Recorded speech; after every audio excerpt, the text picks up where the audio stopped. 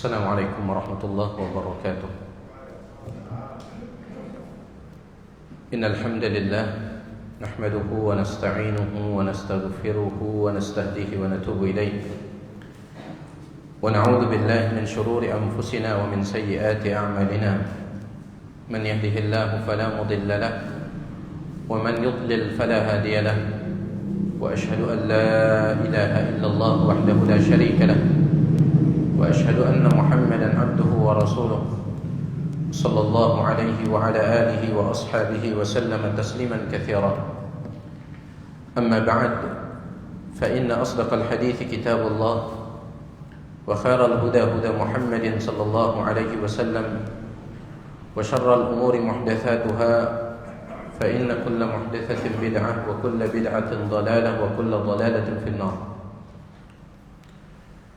Para jamaah yang tiang hormati, alhamdulillah dengan izin Allah Subhanahu wa taala kita bisa kembali duduk di dalam salah satu taman di antara taman-taman surga, yaitu majelis ilmu yang Allah Subhanahu wa taala takdirkan kita untuk beberapa waktu tidak bisa untuk duduk bersama di dalam majelis seperti ini. Semoga semua nikmat yang Allah Subhanahu wa taala berikan kepada kita, kita bisa syukuri, termasuk nikmat bisa duduk di dalam majelis seperti sekarang ini. Dan semoga Allah Subhanahu wa taala juga segera mengangkat musibah yang menimpa manusia umumnya pada zaman kita ini. Salawat dan salam tidak lupa kita haturkan untuk Nabi alaihi salatu wassalam, keluarga beliau, sahabat-sahabat beliau, dan orang-orang yang istiqamah membela sunnah beliau hingga akhir zaman nanti. Para jamaah sekalian, pembahasan kita adalah berkaitan dengan masalah al-fitnah wa mauqiful muslimi minha. Berkaitan dengan masalah fitnah dan bagaimana sikap seorang muslim di dalam menghadapinya. Kalau tiang tidak khilaf, kita baru satu pembahasan dulu ya. Allah takdirkan virus corona akhirnya pengajian ditunda. Karenanya kita ingin ulangi sedikit saja apa yang dahulu pernah kita sampaikan. Kita telah menyampaikan tentang arti dari kata fitnah. Ya. Apa yang dimaksud dengan fitnah dalam pembahasan kita ini? Karena kalau dalam bahasa Indonesia, fitnah itu artinya menuduh orang dengan tuduhan dusta, tuduhan palsu. Dia memfitnah saya. Artinya apa? Dia menuduh saya dengan tuduhan palsu, dengan tuduhan dusta. Itu fitnah dalam bahasa Indonesia.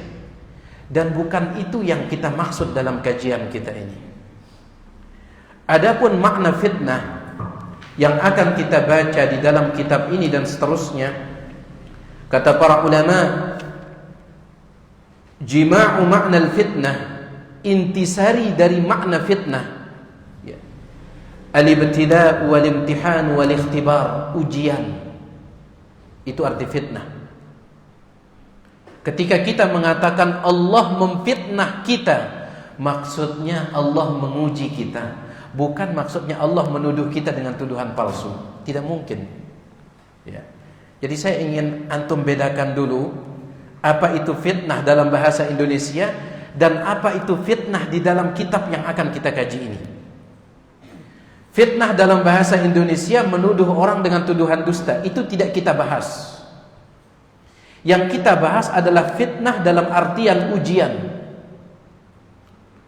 Orang Arab mengatakan fatantul fiddata wadh-dhahab, aku memfitnah perak dan emas. Orang Arab mengatakan seperti itu. Aku memfitnah perak dan emas, maksudnya apa? Aku menguji perak dan emas apakah dia asli ataukah tidak. Apakah dia emas yang bagus ataukah tidak. Jadi apa maksud fitnah yang akan kita bahas ini? Ujian ya. Jangan sekali-kali antum berpikir kita sedang membahas fitnah dalam artian menuduh orang dengan tuduhan dusta. Tidak, itu bukan pembahasan kita. Kemudian secara umum, Fitnah itu dibagi oleh para ulama berdasarkan dalil menjadi dua.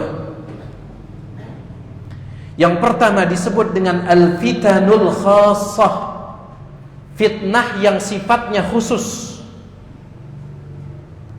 Dan yang kedua disebut dengan al-fitanul ammah, fitnah yang sifatnya umum. Yang pertama fitnah yang sifatnya khusus, maksudnya ujian yang sifatnya khusus. Yang kedua fitnah yang sifatnya umum, ujian yang sifatnya umum. Kita akan mulai membicarakan tentang fitnah yang sifatnya khusus. Qala al-muallif hafizahullah, berkata penulis yaitu Asy-Syaikh Ad-Doktor Muhammad bin Abdul Wahhab Al-Aqil hafizahullah taala, wa yuradu biha, yang dimaksud dengan fitnah yang sifatnya khusus atau ujian yang sifatnya khusus adalah al-umurul lati taqa'u 'alal insani fi khassati nafsihi, yaitu ujian yang menimpa masing-masing orang. Ya. Dan tidak ada seorang pun di antara kita yang lepas dari ujian. Pelinggih sida pernah mendapatkan ujian. Entah itu sakit, atau mungkin kehilangan harta, atau ada keluarga yang meninggal dunia. Tiang juga pernah mendapatkan fitnah, yaitu ujian. Tiang pernah sakit, ada keluarga yang sakit, ada keluarga yang meninggal dunia. Nah, ini disebut dengan fitnah khusus. Ya. Ujian yang sifatnya khusus, yaitu ujian yang menimpa masing-masing orang. Dan ini tidak ada orang yang bisa lepas darinya. Selama kita hidup di dunia ini, kita tidak akan pernah lepas dari ujian khusus. Tidak akan lepas. Dan ujian khusus ini, para jamaah sekalian, memiliki beberapa bentuk. Al-qismul awal, bentuk yang pertama, ujian yang sifatnya khusus, al-ibtila'u bil masaib, ujian berupa musibah. Karena nanti kita akan lihat ada juga ujian berupa harta, berupa nikmat, itu juga ujian. Bentuk ujian yang khusus yang pertama adalah ujian berupa musibah. Itulah yang Allah Subhanahu wa taala sebutkan di dalam surah Al-Baqarah ayat 155 sampai 157. Allah berfirman, "Walanabluwannakum bisyai'im minal khauf." Dan kami benar-benar akan menguji kalian dengan sedikit rasa takut. Mana contohnya? Corona ini, jemaah sekalian. Ya, subhanallah. Allah turunkan corona ini, rata-rata kita ketakutan. Bahkan di zaman corona ini orang mengatakan kentut lebih berwibawa daripada batuk. Di zaman corona ini. Ya. Asal antum dengar orang batuk ya, ada rasa was-was, curiga. Ini batuk apa ini? Ya, subhanallah. Kami benar-benar akan menguji kalian dengan sedikit rasa takut, kata Allah Subhanahu wa taala. Corona ini masih sedikit. Allah katakan sedikit. Karena ketakutan yang paling dahsyat adalah nanti pada hari kiamat. Wal ju', begitu pula kami akan menguji kalian dengan sedikit rasa lapar. Ya. Mungkin ada di antara antum yang menanam tomat, tomatnya mati. Ada yang menanam padi, perkiraan dapat 1 ton, ternyata dapat 1 kintal. Kami akan menguji kalian dengan sedikit rasa lapar. Wa naqsim minal amwal, begitu pula kekurangan harta. Wal anfus, kekurangan jiwa, maksudnya kematian. Ya, keluarga kita mati, atau sahabat kita mati. Wath thamarat, dan kekurangan buah-buahan. Semuanya ini adalah ujian dari Allah dan sifatnya khusus. Antum ingat, ini ujian khusus. Wa basyiris sabirin, berikanlah kabar gembira kepada orang-orang yang sabar. Siapa orang yang sabar? Alladzina idza asabathum musibatun qalu inna lillahi wa inna ilaihi raji'un.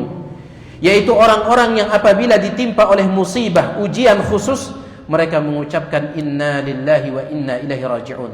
Kalimat ini disebut dengan kalimat apa? Istirja'.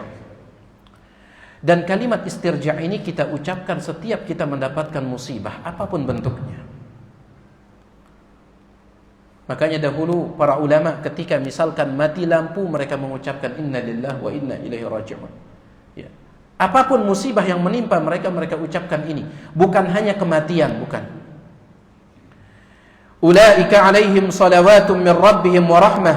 Orang-orang yang bersabar, yang mengucapkan inna lillahi wa inna ilaihi raji'un ketika mendapatkan musibah, mereka akan mendapatkan salawat dari Allah, ya, pujian dari Allah, wa rahmah, dan juga mendapatkan kasih sayang Allah, wa ulaika humul muhtadun, dan mereka akan mendapatkan hidayah. Baik. Beliau mengatakan ujian yang bersifat khusus ini Allah Subhanahu wa taala sebutkan di dalam banyak ayat Al-Qur'an dan juga disebutkan oleh Nabi alaihi salatu wasallam di dalam banyak hadis. Di antaranya dalam hadis yang diriwayatkan oleh Imam Ahmad dan yang lainnya dengan sanad yang sahih. Nabi alaihi salatu wasallam ditanya oleh seorang sahabat yang bernama Sa'ad bin Abi Waqqas. Qultu ya Rasulullah, ayyun nasi ashaddu bala'an? Aku bertanya, wahai Rasulullah, siapa manusia yang paling besar ujian hidupnya? Qala al-anbiya, maka Nabi alaihi salatu wasallam mengatakan para nabi. Thumma al-amthal, kemudian orang yang paling mirip kesolehannya dengan para nabi. Fal-amthal, begitu pula seterusnya. Kenapa? Yubtala ar-rajulu ala hasabi dinih. Seseorang itu diberikan ujian sesuai dengan kadar atau tingkatan imannya. Semakin tinggi iman kita, semakin tinggi ketakwaan kita, semakin besar ujian. Ya, pepatah Indonesia mengatakan semakin tinggi sebuah pohon, semakin kencang angin yang menerpa. Ya. Sebagian orang salah paham. Ya. Saya pernah mendengar ada orang dia mengeluh. Ya. Pada saat itu dia sakit gigi. Dia mengatakan, saya sudah rajin sholat jamaah, kenapa masih juga sakit? Subhanallah. Justru ikhwani azani Allah wa iyyakum, semakin antum taat, semakin antum saleh, maka ujian itu semakin besar. Ya, semakin besar. Para nabi, mereka manusia yang paling besar ujiannya. Makanya dalam hadis riwayat Bukhari Muslim dari sahabat yang mulia Abdullah bin Mas'ud, dia pernah menemui Nabi alaihi salatu wasallam, dan Abdullah bin Mas'ud sangat kaget, sangat terkejut ketika melihat Nabi alaihi salatu wasallam demam dengan demam yang sangat luar biasa. Sampai Abdullah bin Mas'ud mengatakan, ya Rasulullah, kok demam antum seperti ini? Nabi alaihi salatu wasallam mengatakan, inni u'aku kama yu'akur rajulani minkum. Demam saya itu adalah 2 kali lipat demam kalian. Ini Nabi alaihi salatu wasallam. Demam saya itu 2 kali lipat dari demam kalian. Kata Abdullah bin Mas'ud, apakah itu sebabnya sehingga anda mendapatkan pahala 2 kali lipat dibandingkan kami? Kata Nabi alaihi salatu wasallam, ajal, betul. Ya. Karena dalam hadis yang lain, inna idhamal jaza ma'a idhamil bala. Besarnya balasan sesuai dengan besarnya ujian. Baik. Lalu di sini beliau mengatakan, was-sabru ala hadhihi al-masa'ib huwa haqiqatul iman bil qada'i wal qadar. Ikhwani azani Allah wa iyyakum, ketika mendapatkan ujian seperti ini, sikap kita yang paling pertama dan yang utama adalah kita bersabar. Kita bersabar. Cuman masalahnya yang namanya sabar ini mudah di lisan tetapi sulit di praktik. Sampai disebutkan oleh Ustaz Al-Fadil, Ustaz Abdullah Husni hafizahullah. Ya. Sebagian petani ketika dia nanam tomat, tomatnya bagus, ya, tiba-tiba dia dapat kabar harga tomat turun. Yang tadinya 1 kilo 10.000 jadi 1 kilo itu 1.000. Dia mengatakan, saya sabar sambil dia nendang punduk bangketnya itu. Sabar, kata dia, sambil dia nendang punduk bangketnya itu. Ya. Bahkan ada yang mengatakan sabar sambil dia ambil ladiknya itu, parangnya, kemudian dia tebas semua tomatnya. Jadi sabar ini mudah di lisan akan tetapi sulit di praktik. Bagaimana cara mewujudkan sabar ketika mendapatkan cobaan? Yang pertama, kita mengingat bahwasanya ada orang-orang yang jauh lebih mulia daripada kita, ujian mereka lebih besar daripada kita. Bukankah Nabi SAW menyebutkan manusia yang paling besar ujiannya adalah para nabi? Ya. Seandainya ada orang yang berhak untuk lepas dari ujian, Nabi Muhammad SAW orangnya. Tapi justru ujian beliau jauh lebih dahsyat daripada kita. Itu yang pertama. Kemudian yang kedua, kita mengingat bahwasanya kita bukan satu-satunya orang yang Allah berikan ujian. Masih banyak orang di luar sana. Masih banyak orang yang ada di luar sana diberikan ujian oleh Allah Subhanahu wa taala. Kemudian yang ketiga, kita menyadari bahwasanya kehidupan dunia tidak akan pernah lepas dari ujian. Kata orang, antum sanggup hidup, berarti secara otomatis antum harus sanggup menanggung risiko ujian. Kalau antum tidak berani menanggung risiko ujian, jangan hidup. Kehidupan dunia tidak akan pernah lepas dari yang namanya ujian ini. Tidak akan pernah lepas. Kemudian ikhwani azani Allah wa iyyakum, yang keempat, antum menyadari dan mengingat bahwa ketika antum sudah merasa ujian itu semakin berat, maka pada saat itu pertolongan Allah sudah dekat. Ini salah satu tanda dekatnya pertolongan Allah, ketika antum merasa ujian itu sudah antum tidak sanggup lagi hadapi. Ketika ada perasaan seperti itu, tiang mohon antum tambahkan sedikit saja sabar antum. Kenapa? Karena pertolongan Allah sebentar lagi akan datang. Ada satu kisah yang diceritakan oleh Syekh Dr. Muhammad Al-Khudari, kisah yang sangat luar biasa. Beliau menceritakan, dahulu di kota Makkah ada seorang laki-laki, dia hidup bersama istrinya dan seorang anak perempuannya yang masih kecil. Umur anak perempuannya sekitar 10 tahun ke bawah. Mereka hidup bertiga. Sang bapak, sang ibu, dan ada putri mereka yang umurnya 10 tahun ke bawah. Mereka hidup di dalam kemiskinan. Sang bapak atau sang suami ini, dia setiap hari keluar untuk mencari pekerjaan, tetapi nggak dapat. Hingga pada suatu ketika mereka tidak memiliki apapun di rumah, makanan sudah tidak ada. Sang suami ini dia khawatir dia akan mati kelaparan, tetapi yang lebih dia khawatirkan adalah istri dan anaknya akan mati kelaparan. Itu yang lebih dia khawatirkan. Maka dia pun berkata kepada istrinya, wahai istriku, bagaimana kalau kita jual putri kita? Kita jual anak perempuan kita ini. Mudah-mudahan dengan itu anak perempuan kita bisa makan di rumah orang yang membelinya. Dan kita pun juga bisa makan dengan uang hasil penjualan putri kita. Antum bisa bayangkan. Ada tidak terpikir ide seperti ini ketika kita sedang kesusahan ekonomi? Saking sudah tidak ada lagi yang dimakan, sampai dia berpikir, bagaimana kalau kita jual putri kita?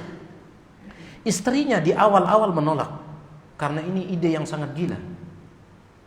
Tetapi setelah dibujuk oleh suaminya, maka dia pun mau. Dengan berat hati dia mau. Maka mereka mandikan putri mereka, lalu setelah itu mereka pergi ke sebuah pasar di kota Makkah, Suqul Abid, sebuah pasar tempat penjualan budak. Tempat penjualan budak, yaitu hamba sahaya. Lalu sang suami dan sang istri duduk atau berdiri, sedangkan putri mereka berdiri di depan mereka. Tidak lama kemudian datanglah seorang Arab Badui, lalu bertanya, apakah ini budak kalian? Kata sang bapak, iya, ini budak kami dan kami ingin jual. Anak tersebut hanya diam saja, mendengar bapaknya mengatakan dia adalah budak. Akhirnya setelah tawar-menawar, disepakatilah harganya 12 dinar. Dinar itu uang emas, 1 dinar sekitar 4,25 gram. Sepakat 12 dinar. Anak itu pun dibawa oleh sang pembeli. Kemudian orang tua dari anak tersebut mendapatkan harga berapa dinar? 12 dinar. Setelah itu sang suami mengatakan, wahai istriku, tunggu sebentar di sini. Saya ingin membeli makanan, yaitu kurma. Karena kurma satu-satunya makanan yang bisa langsung dimakan, tidak perlu dimasak. Tunggu di sini, saya ingin membeli kurma. Lalu dia pun pergi menuju sebuah toko kurma. Setelah dia tanya kepada penjual kurma tersebut, berapa satu keranjang? Ya, mengatakan satu keranjang itu 2 dinar. Ya. Maka dia pun membayar 2 dinar, sisanya dia masukkan ke dalam surrah namanya. Surrah itu seperti sapu tangan digunakan untuk membungkus uang. Itu surrah. Ya. Dimasukkan sisanya dalam kantongnya. Setelah itu dia katakan kepada seorang buruh yang ada di sana, tolong bawa kurma yang 1 keranjang ini pulang ke rumah saya, diberitahukan alamatnya. Pikul. Ini kejadiannya di zaman dulu para jemaah sekalian. Maka buruh itu pun memikul kurma itu dan dia berjalan duluan. Ya, dia berjalan duluan. Kemudian setelah itu barulah orang yang membeli, laki-laki yang membeli kurma itu, dia mengikuti buruh tersebut. Sesampai di rumahnya ternyata buruh itu tidak ada. Dia cari ke sana kemari, nggak ketemu buruh tersebut. Keranjang kurmanya juga tidak ada. Ya. Padahal dia sudah mengeluarkan 2 dinar untuk membeli itu. Tersisa 10 dinar. Akhirnya dengan pasrah dia mengatakan, saya harus kembali lagi ke toko kurma untuk beli. Dengan sisa uangnya yang 10 dinar. Dia balik ke toko ya, untuk membeli kurma yang lain. Ketika dia memasukkan tangannya di kantongnya, ternyata dia temukan 10 dinar itu sudah hilang. Subhanallah. Seolah-olah langit itu runtuh di atas kepalanya. Putrinya telah hilang, uangnya hilang, makanannya hilang. Subhanallah. Maka dia pun mengatakan, saya tidak akan kembali kepada istri saya. Saya akan pergi ke Masjidil Haram. Saya akan tawaf di sekeliling Ka'bah, kemudian minta kepada Allah Subhanahu wa taala supaya Allah mengangkat musibah kami ini. Antum bisa bayangkan, ya. Luar biasa, putrinya hilang, hartanya hilang, makanannya hilang. Dia pun masuk ke Masjidil Haram. Ketika dia akan mendekati Ka'bah, dia melihat laki-laki yang membeli putrinya bersama putrinya. Dia lihat laki-laki yang membeli putrinya bersama putrinya. Maka di sana muncul pikirannya bahwasanya dia akan merebut kembali putrinya. Apapun yang terjadi, kelahi sudah. Ketika dia akan mendekat, ternyata laki-laki yang membeli putrinya melihat dia duluan. Kemudian mengatakan, ta'al ke sini. Siapa anak perempuan yang engkau jual kepada saya itu? Betul dia budakmu? Laki-laki itu mengatakan, betul itu budak saya. Ya. Arab Badui tersebut mengatakan, kadzabta, engkau bohong. Dia adalah putrimu sendiri, darah dagingmu sendiri. Dia sudah memberitahukan kepadaku bahwasanya engkau adalah ayahnya. Kenapa engkau tega menjual putrimu sendiri? Apa kata laki-laki tersebut? Dia pun menceritakan kondisinya. Saya terpaksa karena daripada dia mati kelaparan. Saya mati kelaparan, istri saya mati kelaparan. Terpaksa saya jual. Tetapi sayangnya uang yang saya dapatkan dari menjual putri saya itu juga telah hilang. Setelah dia ceritakan semua itu, maka laki-laki yang membeli putrinya mengatakan, saya memiliki 30 dinar. Ambillah setengahnya, 15 dinar, dan ambil kembali putrimu. Lihat pertolongan Allah Subhanahu wa taala. Ketika seseorang sudah merasa ujian itu sudah sangat luar biasa, tidak sanggup dia terima, maka pada saat itu tanda pertolongan Allah sudah dekat. Laki-laki itu mengatakan, ya, saya punya sisa uang dinar itu 30, ambil setengahnya 15 dinar dan ambil kembali putri ini. Dia merasakan kebahagiaan yang sangat luar biasa. Dia bawa putrinya dengan uang 15 dinar, dia kembali pergi ke toko kurma untuk membeli kurma. Sesampai di sana dia temukan buruh itu bersama keranjang kurmanya. Ya subhanallah, dia temukan. Ya. Belum dia berdoa kepada Allah, belum dia minta kepada Allah Subhanahu wa taala. Dia temukan buruh itu bersama keranjang kurmanya. Dia tanya, kemana engkau tadi? Saya capek mencarimu. Kata buruh tersebut, saya sampai duluan di rumah antum dan tidak ada siapa-siapa di rumah. Saya tidak ingin menunggu lama di sana, makanya saya kembali ke toko melalui jalan yang lain sehingga kita tidak jumpa. Ya. Jadi dia menyangka buruh itu membawa kabur keranjang kurmanya. Tidak, buruh itu kembali ke toko. Kemudian setelah itu diangkatlah keranjang kurma itu, dibawa pulang. Ketika kurma tersebut ditumpahkan, ternyata di sana sisa uangnya yang 10 dinar. Subhanallah. Jadi ikhwani azani Allah wa iyyakum. Setiap kita akan mendapatkan ujian dari Allah Subhanahu wa taala, tetapi kita berusaha untuk bersabar menghadapi ujian tersebut. Kita ingat bahwasanya pertolongan Allah Subhanahu wa taala pasti akan datang. Ya. Cukup kita tambah kesabaran kita sedikit. Lalu di sini beliau menyebutkan, wa qad dallatin nususu ala ba'd al-hikam allati tahsulu min wuqu'i hadhihi al-fitani 'ala al-mu'min. Banyak sekali dalil-dalil yang menunjukkan bahwasanya ujian yang Allah turunkan itu ada hikmah di baliknya. Ya. Karena di antara nama Allah Subhanahu wa taala adalah Al-Hakim.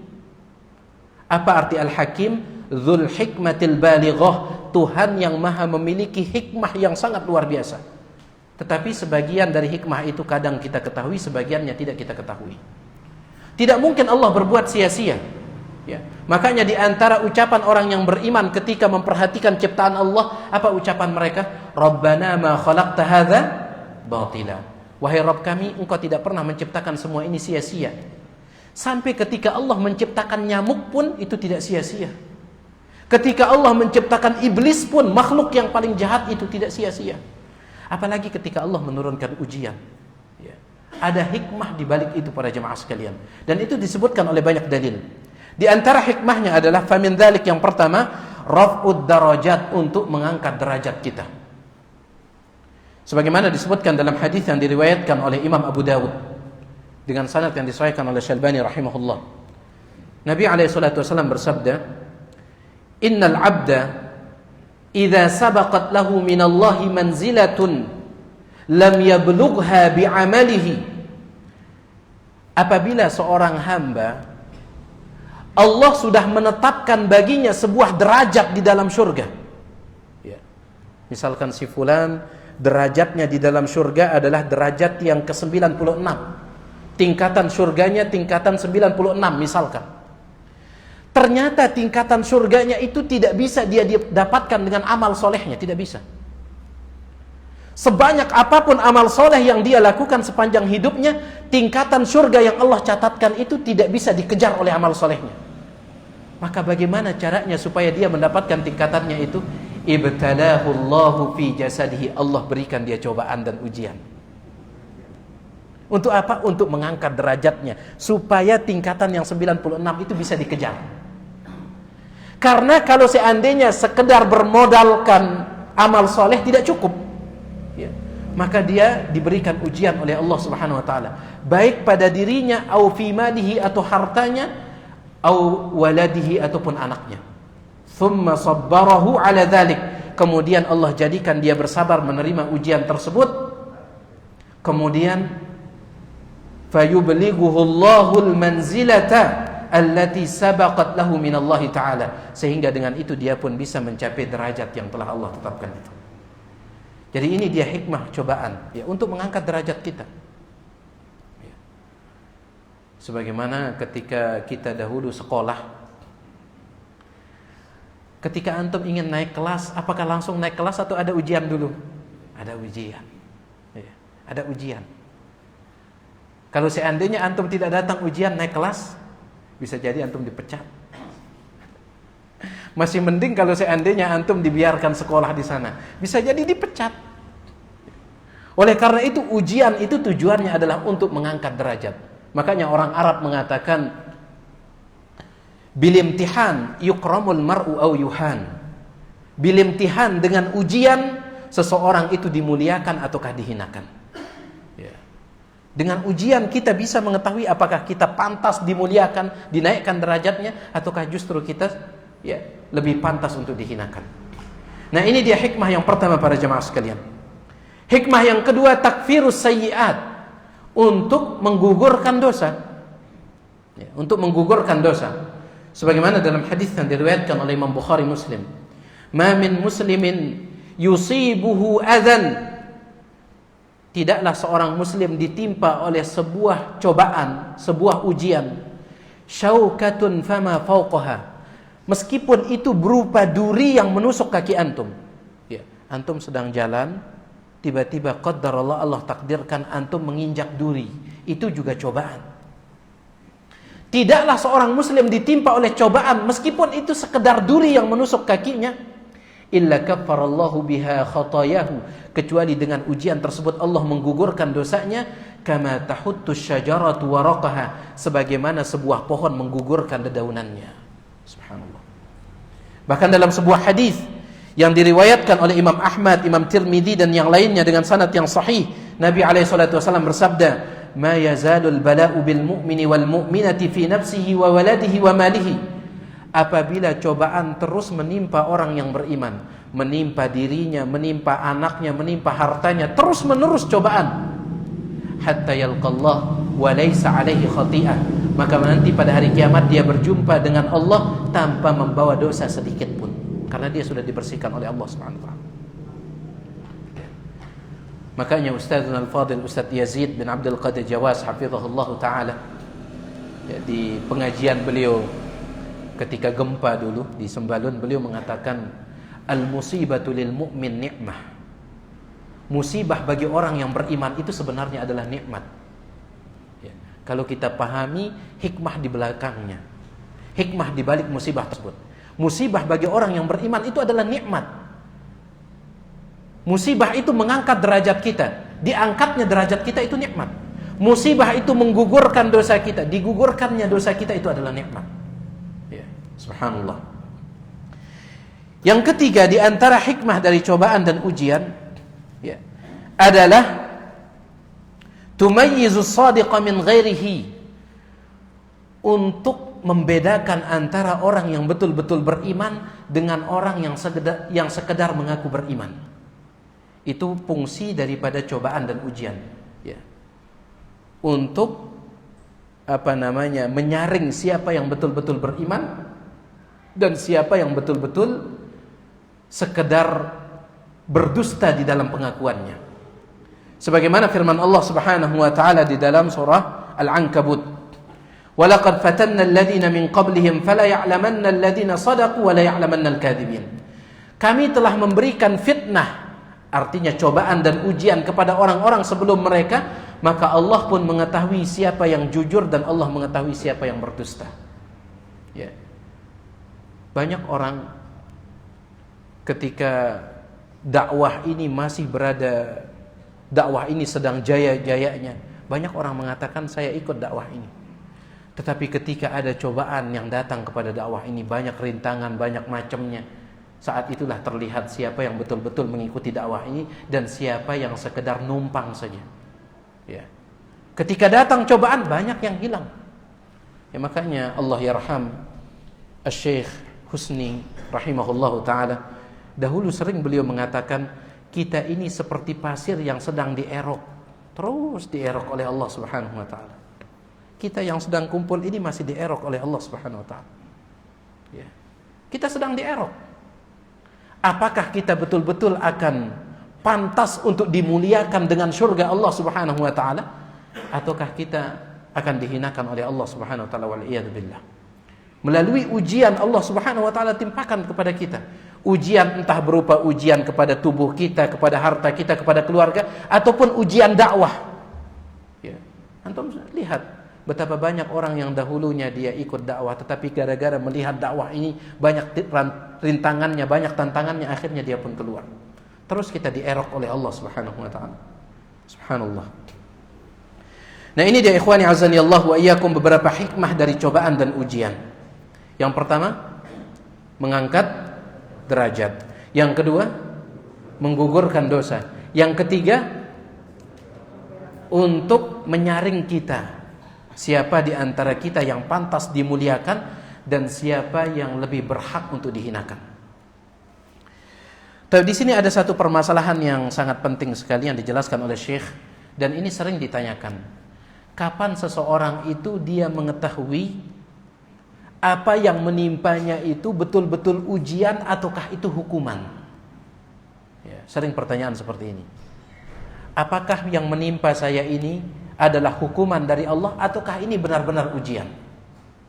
Dijelaskan oleh Syekh, Wa qad taqa'u hadhihi al-masa'ib wal 'iyadu billah ala ghairi salihin. Terkadang musibah itu menimpa orang yang tidak soleh. Ada orang pelaku maksiat diberikan musibah oleh Allah. Fatakunu min babil uqubah. Maka pada saat itu musibah itu adalah hukuman. Ya. Berarti apa? Kalau seandainya antum sudah berada di atas ketaatan, antum sudah berada di atas ketaatan menjaga perintah Allah, larangan Allah antum tinggalkan, ternyata antum tetap diberikan cobaan oleh Allah, maka yakinlah itu murni cobaan dari Allah Subhanahu wa taala. Itu murni ujian. Tetapi kalau seandainya di saat antum menerima musibah itu antum melakukan maksiat, maksiat ini, maksiat itu, maksiat ini, maksiat itu semuanya dilakukan, kemudian Allah berikan musibah, maka itu bukan sekedar musibah tetapi itu adalah hukuman. Ya, hukuman. Fa in kana minal muslimin kana fi dzalika kaffaratun lahu amma irtakabahu min itsmin. Tetapi kalau seandainya orang yang berbuat maksiat itu dia masih muslim, ya, dia masih muslim, dia masih beriman, tetapi dia melakukan maksiat, kemudian Allah turunkan musibah, dan itu adalah apa? Apa itu? Itu adalah hukuman. Ya. Pelaku maksiat, kemudian Allah berikan musibah, itu bukan sekedar musibah, tetapi itu hukuman dari Allah Subhanahu wa taala. Kalau dia masih beriman, kalau dia masih muslim, maka hukuman yang Allah turunkan itu sudah cukup baginya. Artinya dia tidak akan dihukum lagi di kehidupan akhirat, tidak akan. Ya. Jadi musibah yang Allah turunkan kepadanya gara-gara maksiatnya, maka itu sudah cukup. Pada hari kiamat nanti insyaallah Allah tidak akan menghukumnya. Sebagaimana sabda Nabi alaihi salatu wasalam, Nabi alaihi salatu wasalam bersabda dalam hadis yang diriwayatkan oleh Imam Bukhari dan Muslim, "Bai'uni ala alla tusyriku billahi syai'a." Berbaiatlah kepadaku, kata Nabi alaihi salatu wasalam kepada para sahabat, berbaiatlah, berjanjilah kalian kepadaku untuk tidak berbuat syirik, wala tasriku, untuk tidak mencuri, wala taznu, untuk tidak berzina, wala taqtulu auladakum, untuk tidak membunuh anak-anak kalian, wala ta'tu bi buhtanin taftarunahu baina aydikum wa arjulikum, dan untuk kalian tidak berdusta, kalian berjanji, wala ta'suni fi ma'ruf, jangan juga kalian mendurhakai aku di dalam kebaikan. Faman waffa minkum fa ajruhu 'ala Allah. Siapa yang menjalankan janji ini maka pahalanya sudah dijaminkan oleh Allah. Wa man asaba min dzalika syai'an. Tetapi siapa yang melanggar janji ini, ya, dia mencuri, melakukan maksiat, dia berdusta, melakukan maksiat. Siapa yang melanggar perjanjian ini, fa'uqiba bihi fid dunya, kemudian dia dihukum di dunia, fahuwa kafaratun lahu, maka itu sebagai kafarah, penebus baginya. Sudah selesai, sudah. Ya, subhanallah. Wa man asaba min dzalika syai'an fasatarahu Allah. Tetapi siapa yang melakukan maksiat seperti itu, kemudian dia tidak dihukum, Allah tutupi, fahuwa ilallah, maka urusannya kembali kepada Allah. In syaa'a aqabahu, kalau Allah mau Allah akan hukum dia pada hari kiamat, wa in syaa'a ghafara lahu, tetapi kalau Allah mau Allah akan ampuni. Ya. Jadi ada dua model orang yang melakukan maksiat dari kalangan kaum muslimin. Yang pertama, ada orang melakukan maksiat kemudian Allah hukum dia, maka itu sudah cukup di dunia, nggak perlu lagi nanti pada hari kiamat. Yang kedua, ada orang melakukan maksiat Allah biarkan saja, Allah tidak hukum, maka orang yang seperti ini urusannya pada hari kiamat kembali kepada Allah. Kalau Allah mau Allah langsung ampuni, tetapi kalau Allah tidak mau mengampuninya, maka dia perlu singgah dulu di dalam neraka mungkin 1000 tahun, 2000 tahun. Dia perlu untuk dihukum dulu. Baik. Jadi ini dia kalau seandainya itu masih seorang muslim. Wa in kana min ghairil muslimin. Tetapi kalau yang mendapatkan musibah itu adalah orang kafir, kana fi dzalika uqubatun lahu fid dunya, maka itu adalah hukumannya di dunia, ma'a maddakhara lahu Allahu minal adzabi yaumal qiyamah, di samping azab yang Allah simpankan untuknya pada hari kiamat. Ya. Baik. Ini dia ikhwani azanillahu wa iyyakum. Jadi kalau seandainya antum ditanya oleh seseorang, apakah musibah yang menimpa saya ini murni musibah atau hukuman? Maka jawabannya adalah, kalau musibah itu menimpa antum ketika antum berada di atas ketaatan, berarti itu adalah murni musibah, murni ujian. Tetapi kalau musibah itu menimpa antum ketika antum keluar dari ketaatan kepada Allah, maka itu adalah musibah sekaligus hukuman. Ya. Tapi itulah dia ikhwani azanillah wa iyyakum, bentuk dari fitnah yang khusus yang pertama, yaitu ujian yang berbentuk musibah. Ini dia mungkin yang bisa kita sampaikan pada kesempatan ini, ya. Mudah-mudahan kajian yang kita sampaikan ini menjadi kajian yang bermanfaat. Wallahu taala a'la wa alam. Kalau memang ada yang ingin ditanyakan, yang persilahkan selesai azan.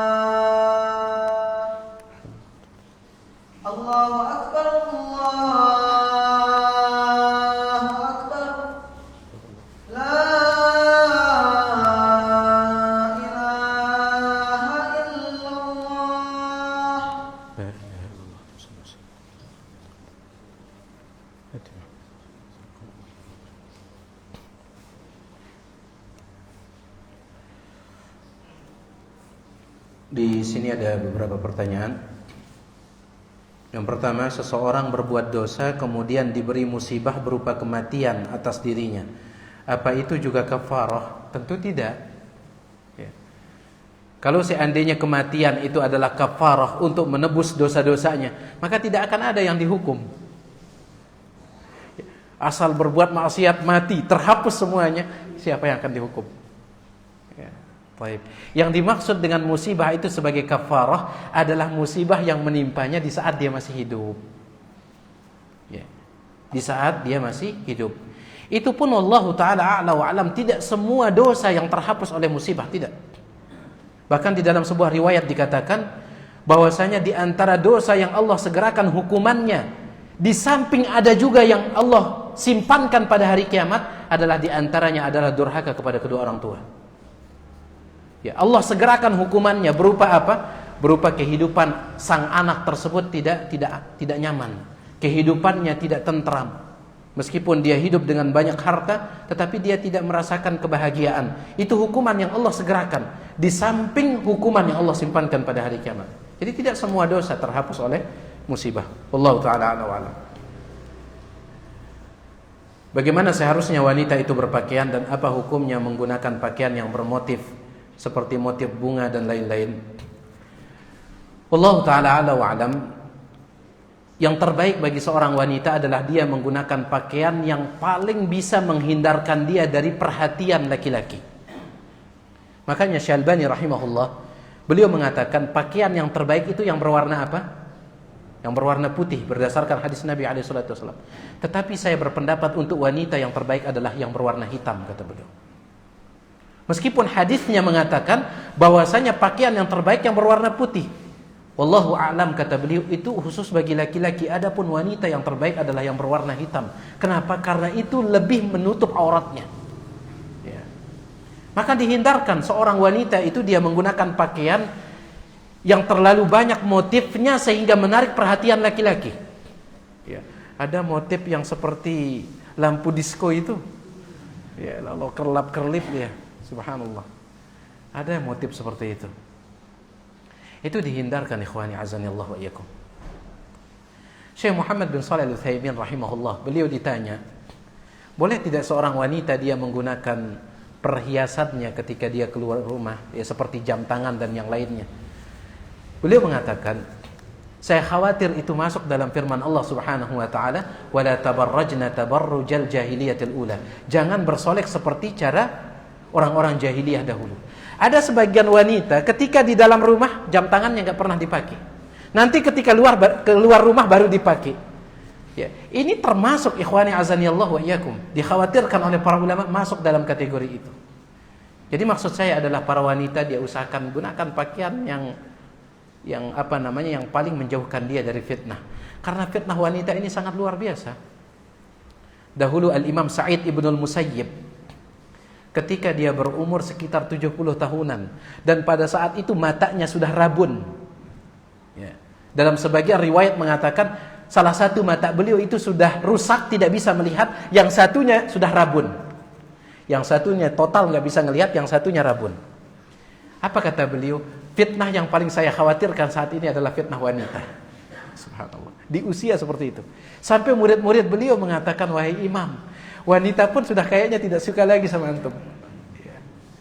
Laki-laki seperti antum sudah nggak ada kayaknya hubungannya dengan wanita. Dan wanita pun juga nggak mau. Apa kata beliau? Meskipun seperti itu kenyataannya, tetap yang paling saya khawatirkan adalah fitnah wanita. Ya.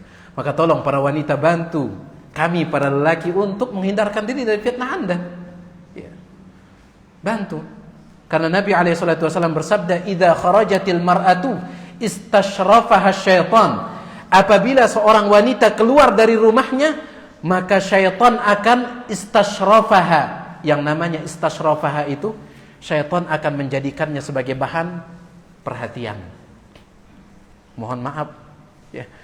Meskipun seorang wanita itu dari segi wajah dia tidak terlalu cantik, ketika dia keluar rumah dia diperhias dan dipercantik oleh syaitan. Ya.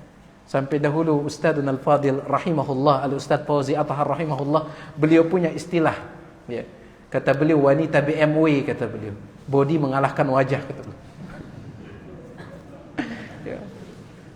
Jadi subhanallah, fitnah wanita ini sangat luar biasa. Ya.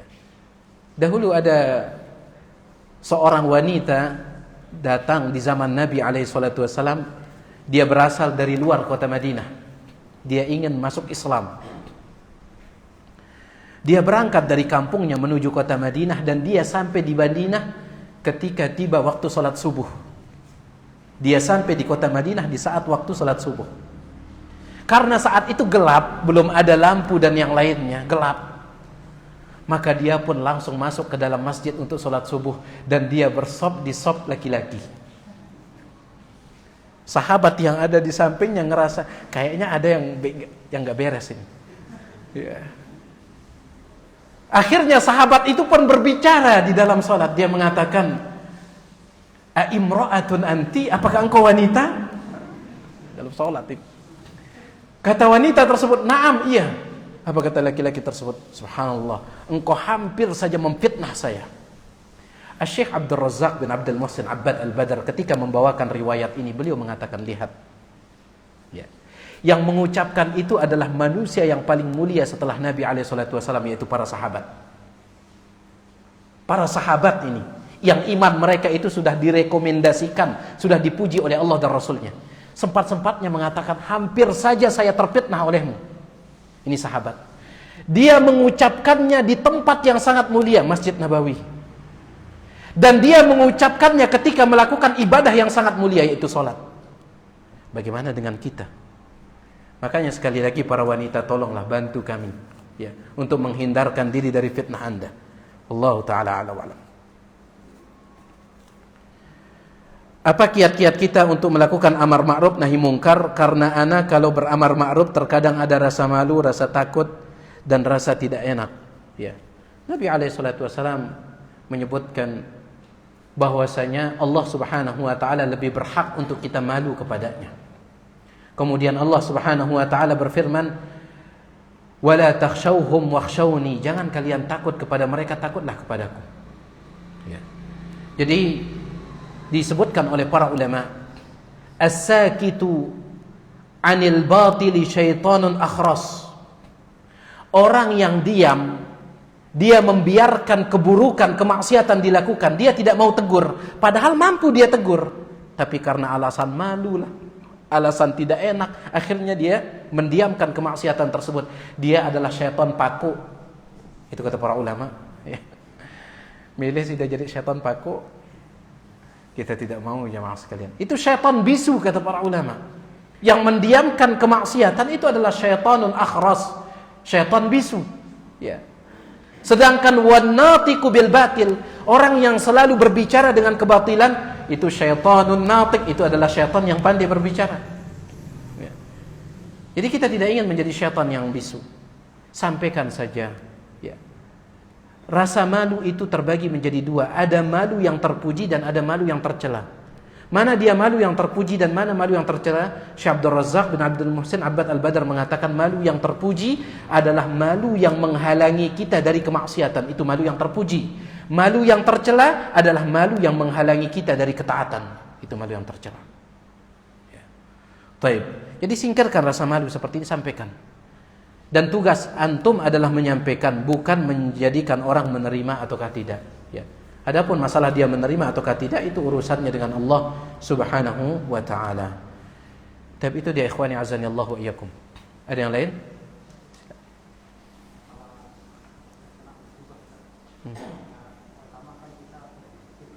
Ya.